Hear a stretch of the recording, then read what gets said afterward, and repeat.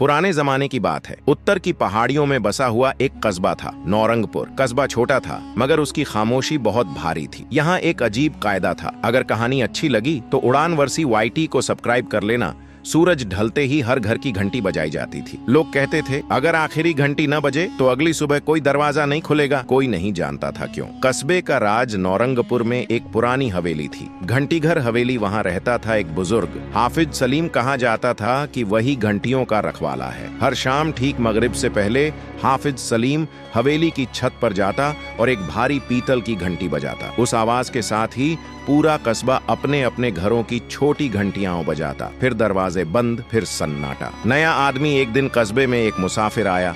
आरिफ, उम्र करीब 28 साल। वह इतिहास का शोध करता था। उसे अजीब रस्मों और लोक कथाओं में दिलचस्पी थी। पहली ही शाम उसने पूछा, ये घंटियां क्यों बजती हैं? लोगों के चेहरे उतर गए। एक बूढ़ी औरत बुदबुदाई, मत पूछ बेटा, जो पूछता है वही खो जाता है। वह रात आरिफ ने तय किया वह घंटी नहीं बजाएगा, देखते हैं क्या होता है। उसने सोचा। सूरज डूबा, हवेली से बड़ी घंटी बजी। पूरा कस्बा गूंज उठा मगर आरिफ के घर से कोई आवाज नहीं आई। रात बहुत ठंडी थी, हवा जैसे फुसफुसा रही थी। तभी टक टक टक, दरवाजे पर दस्तक। बाहर कौन? आरिफ ने दरवाजा खोला। बाहर कोई नहीं था, लेकिन जमीन पर कुछ पड़ा था, एक छोटी सी घंटी, और उस पर खून से लिखा था, अब तुम गिने जा चुके हो। सच्चाई का कुआं। डर के बावजूद आरिफ घंटीघर हवेली पहुंचा। हाफिज सलीम उसे पहले से इंतजार करता मिला। तुमने घंटी नहीं बजाई? उसकी आवाज में अफसोस था। अब तुम्हें सच जानना होगा। हवेली के नीचे एक तहखाना था। वहां दीवारों में नाम खुदे थे, सैकड़ों नाम। सभी के नीचे तारीख और एक शब्द, गायब। असली डर, हाफिज सलीम ने कहा, यह कस्बा कुर्बानी से जिंदा है। हर रात एक आत्मा को याद दिलाया जाता है कि वह अभी जिंदा है। जो घंटी नहीं बजाता उसे याद नहीं रहता। आरिफ कांप उठा। तो वे मिट जाते हैं, ना लाश ना निशान। अचानक तहखाने में दीवार हिलने लगी, नाम चमकने लगे। एक नया नाम उभर रहा था, आरिफ। हाफिज सलीम ने घंटी उसकी तरफ बढ़ाई। या तो बजाओ या फिर कस्बा तुम्हें भूल जाएगा। आरिफ ने घंटी उठाई, लेकिन सवाल था, अगर वह बजाएगा तो अगला कौन? आरिफ ने घंटी जमीन पर फेंक दी। काफी हुआ, तभी पूरी हवेली गूंज उठी। दीवारों से साए निकलने लगे। भूले हुए लोग। उनकी आंखों में एक ही सवाल था, हमें क्यों भुलाया? सुबह हुई। नौरंगपुर की जगह सिर्फ खंडहर थे। कोई घंटी नहीं, कोई कस्बा नहीं। नौरंगपुर अब नक्शों में नहीं था। सरकारी रिकॉर्ड में वह जगह भूस्खलन से नष्ट लिखी गई थी। लेकिन पहाड़ियों से गुजरने वाले चरवाहे कहते थे, कुछ रातों में वहां रोशनी जलती है और घंटियां खुद ब खुद बजती हैं। सरकार ने अफवाह समझकर अनदेखा कर दिया, मगर एक लड़की ने नहीं किया। आयरा नाम था, आयरा काजमी। उम्र 26 साल। वह एक पॉडकास्ट होस्ट थी। भूली हुई जगह। आरिफ उसका बड़ा भाई था। 1 साल पहले वह नौरंगपुर गया था और वापस कभी नहीं लौटा। अब आयरा उस सच को ढूंढने आई थी जिसे पूरी दुनिया भूल चुकी थी। खंडहरों की सरजमी जहां नौरंगपुर था, अब सिर्फ टूटी दीवारें थीं। लेकिन अजीब बात यह थी, घंटाघर हवेली अब भी खड़ी थी, बिल्कुल सलामत, जैसे वक्त ने उसे छुआ ही न हो। आयरा के रिकॉर्डर में अचानक आवाज आई। घंटी नहीं बजी, आवाज आरिफ की थी। पहली गलती, आयरा ने हवेली में कदम रखा। दरवाजा अपने आप बंद हो गया और फिर ठक ठक ठक, छोटी छोटी घंटियां दीवारों पर टंगी हुई एक एक कर बजने लगी। लेकिन इस बार कोई बड़ी घंटी नहीं बजी। हवा में फुसफुसाहट थी, रखवाला नहीं रहा। तहखाने का सच। आयरा नीचे उतरी। दीवारों पर नाम अब भी थे, लेकिन कुछ नाम कटे हुए थे और कुछ जिंदा हिल रहे थे। एक नाम धड़क रहा था, आरिफ काजमी। उसके नीचे लिखा था। घंटी तोड़ी लेकिन नियम नहीं। असली नियम। पीछे से एक आवाज आई, तुम समझ रही हो, है ना? हाफिज सलीम वहां खड़ा था, मगर वह बूढ़ा नहीं था, वह जवान था, जैसे उम्र उलटी चल रही हो। उसने कहा, घंटी कुर्बानी नहीं थी, घंटी याददाश्त थी। हर रात लोग घंटी बजाकर खुद को याद दिलाते थे कि वे अभी जिंदा हैं। आरिफ ने घंटी नहीं बजाई तो कस्बे ने उसे भुला दिया। डरावना मोड़। आयरा चीखी, तो मेरा भाई कहाँ है? सलीम मुस्कुराया। यहीं। दीवार से एक साया निकला। उसका चेहरा धुंधला था, आंखें खाली। आयरा, उसने फुसफुसाया, मैं याद नहीं कर पा रहा, मैं कौन हूँ? नई रखवाली हवेली कांपने लगी। घंटियां तेज बजने लगी। सलीम घुटनों पर आ गया। रखवाला मर चुका है, अब किसी को यह जगह संभालनी होगी। उसने आयरा की तरफ घंटी बढ़ाई। या तो तुम रहोगी या फिर यह जगह हर रात नई जिंदगियां निगलती रहेगी। आखिरी चुनाव। आयरा ने अपने भाई को देखा, फिर रिकॉर्डर बंद किया। अगर मैं रहूं तो क्या लोग बचेंगे? सलीम ने सिर झुकाया। जब तक घंटी बजेगी तब तक। आयरा ने घंटी उठा ली और पहली बार उसने खुद बजाई। आखिरी दृश्य।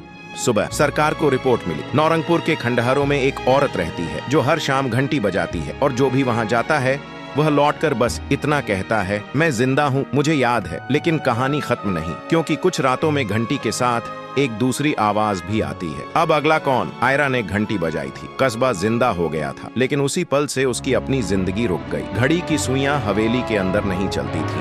मोबाइल में नेटवर्क था, लेकिन तारीख हर दिन वहीं रहती थी। 14 अक्टूबर। हर शाम 6:47 पर घंटी अपने आप भारी हो जाती और आयरा के हाथ कांपने लगते। अजीब बदलाव तीसरे दिन आयरा ने महसूस किया। उसे अपने बचपन की कुछ बातें याद नहीं आ रही। माँ की आवाज धुंधली थी, पिता का चेहरा अधूरा, लेकिन नौरंगपुर के अजनबियों के नाम उसे साफ याद थे। दीवारें फुसफुसाती थीं। यादें लेनी पड़ती हैं जगह चलाने के लिए। तहखाने का दूसरा दरवाजा एक रात घंटी बजाने के बाद दीवार अपने आप खुली। एक नया दरवाजा, काला, बिना नाम के। अंदर आरिफ बैठा था। आरिफ की हालत वह इंसान नहीं लग रहा था। उसकी आंखों में डर नहीं था, खालीपन था। उसके आसपास हजारों आवाजें गूंज रही थीं। मैं सबको याद रखता हूँ, आरिफ बोला, ताकि वे मिट न जाएं। आयरा सन्न रह गई। तो तुम क्या हो? आरिफ मुस्कुराया। मैं वो हूँ जो रखवाले से पहले था। असली सच्चाई, सबसे बड़ा ट्विस्ट। आरिफ ने बताया, घंटी किसी जिन्न की नहीं थी, किसी श्राप की भी नहीं। वह एक सौदा थी। सदियों पहले यह जगह एक ऐसी दरार पर बनी थी जहाँ यादें मर जाती थीं। लोग खुद को भूल जाते थे, फिर दूसरों को। घंटी बनाई गई ताकि याददाश्त बांधी जा सके, लेकिन हर बार कोई न कोई अपनी यादें देकर बाकियों को बचाता रहा। हाफिज सलीम सिर्फ आखिरी रखवाला था।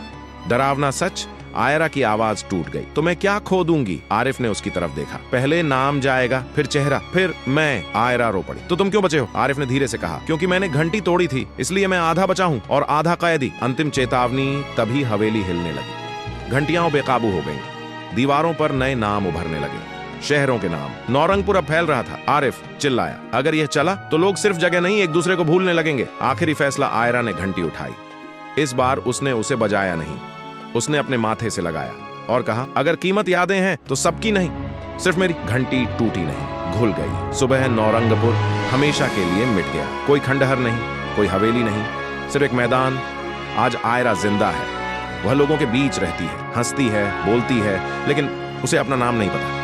उसे भाई याद नहीं। वह सिर्फ इतना जानती है, हर शाम 6:47 पर उसका दिल भारी हो जाता है और कहीं दूर एक हल्की सी आवाज आती है, मैं जिंदा हूँ, मुझे याद है। आयरा ने घंटी बजाई थी। कस्बा जिंदा हो गया था, लेकिन उसी पल से उसकी अपनी जिंदगी रुक गई। घड़ी की सुइयां हवेली के अंदर नहीं चलती थीं। मोबाइल में नेटवर्क था, लेकिन तारीख हर दिन वहीं रहती थी। 14 अक्टूबर। हर शाम 6:47 पर घंटी अपने आप भारी हो जाती और आयरा के हाथ कांपने लगा। अजीब बदलाव तीसरे दिन आयरा ने महसूस किया। उसे अपने बचपन की कुछ बातें याद नहीं आ रही। माँ की आवाज धुंधली थी, पिता का चेहरा अधूरा, लेकिन नौरंगपुर के अजनबियों के नाम उसे साफ याद थे। दीवारें फुसफुसाती थीं। यादें लेनी पड़ती हैं जगह चलाने के लिए। तहखाने का दूसरा दरवाजा एक रात घंटी बजाने के बाद दीवार अपने आप खुली। एक नया दरवाजा, काला, बिना नाम। अंदर आरिफ बैठा था। आरिफ की हालत वह इंसान नहीं लग रहा था। उसकी आंखों में डर नहीं था, खालीपन था। उसके आसपास हजारों आवाजें गूंज रही थीं। मैं सबको याद रखता हूँ, आरिफ बोला, ताकि वे मिट न जाएं। आयरा सन्न रह गई। तो तुम क्या हो? आरिफ मुस्कुराया। मैं वो हूँ जो रखवाले से पहले था। असली सच्चाई, सबसे बड़ा ट्विस्ट। आरिफ ने बताया, घंटी किसी जिन्न की नहीं थी, किसी श्राप की भी नहीं। वह एक सौदा थी। सदियों पहले यह जगह एक ऐसी दरार पर बनी थी जहां यादें मर जाती थीं। लोग खुद को भूल जाते थे, फिर दूसरों को। घंटी बनाई गई ताकि याददाश्त बांधी जा सके, लेकिन हर बार कोई न कोई अपनी यादें देकर बाकियों को बचाता रहा। हाफिज सलीम सिर्फ आखिरी रखवाला था। डरावना सच, आयरा की आवाज टूट गई। तो मैं क्या खो दूंगी? आरिफ ने उसकी तरफ देखा। पहले नाम जाएगा, फिर चेहरा, फिर मैं। आयरा रो पड़ी। तो तुम क्यों बचे हो? आरिफ ने धीरे से कहा, क्योंकि मैंने घंटी तोड़ी थी, इसलिए मैं आधा बचा हूँ और आधा कैदी। अंतिम चेतावनी, तभी हवेली हिलने लगी। घंटियां बेकाबू हो गईं। दीवारों पर नए नाम उभरने लगे, शहरों के नाम। नौरंगपुर अब फैल रहा था। आरिफ चिल्लाया, अगर यह चला तो लोग सिर्फ जगह नहीं, एक दूसरे को भूलने लगेंगे। आखिरी फैसला। आयरा ने घंटी उठाई। इस बार उसने उसे बजाया नहीं, उसने अपने माथे से लगाया और कहा, अगर कीमत यादें हैं तो सबकी नहीं, सिर्फ मेरी। घंटी टूटी नहीं, घुल गई। सुबह नौरंगपुर हमेशा के लिए मिट गया। कोई खंडहर नहीं, कोई हवेली नहीं, सिर्फ एक मैदान। एपिलॉग, सबसे खतरनाक हिस्सा। आज आयरा जिंदा है। वह लोगों के बीच रहती है, हंसती है, बोलती है, लेकिन उसे अपना नाम नहीं पता, उसे भाई याद नहीं। वह सिर्फ इतना जानती है, हर शाम 6:47 पर उसका दिल भारी हो जाता है और कहीं दूर एक हल्की सी आवाज आती है, मैं जिंदा हूं, मुझे याद है, दुनिया नॉर्मल थी। कोई कस्बा गायब नहीं होता, कोई यादें नहीं खोता। लोग हंसते थे, जीते थे, आगे बढ़ते थे।